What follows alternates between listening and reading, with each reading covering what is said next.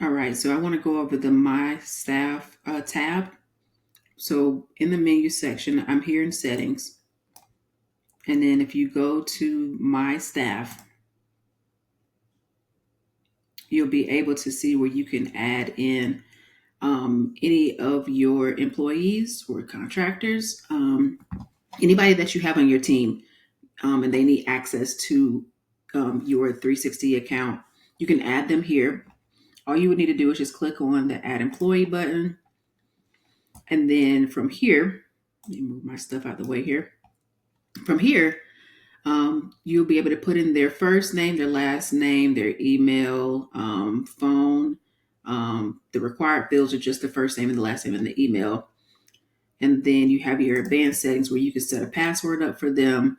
If not, there'll just be a button that you can select here that says like verification email. And then you would just click that once you're done setting up their information. So let's say if I put in, let's use Charlie Brown. All right. And then we can go hit the next button from here because really we just need this information. And then the roles and permissions is what you would need to set up next. So for the user role, you can set them up as an admin, and then you can set them up as a user. Now, if you notice that when we changed between the user and the admin, it lets you allow them to have different permissions. So the user role will have less permission access than an admin role.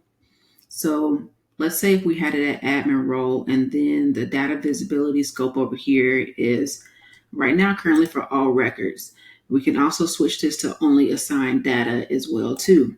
And that's just anything that's assigned specifically to them.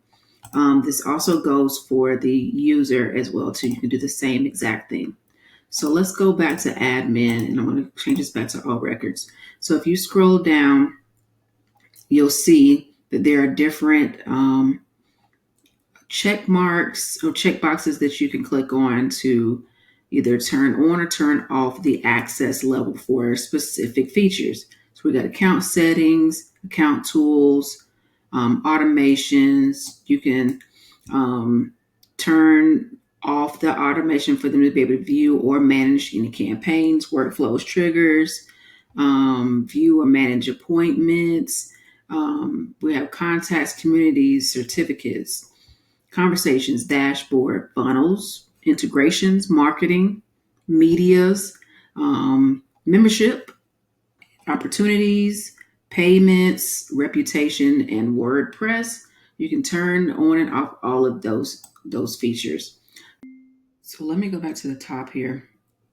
So the difference between the admin and the user role is that the admin, you'll get pretty much just like access to be able to manage the entire account. Um, and for the user role, the user roles are limited from being able to do that. So, but you can still go through and turn on and turn off the different features that are available that give you access to certain things in here. So, like you can even turn the dashboard all the way off here to limit that access.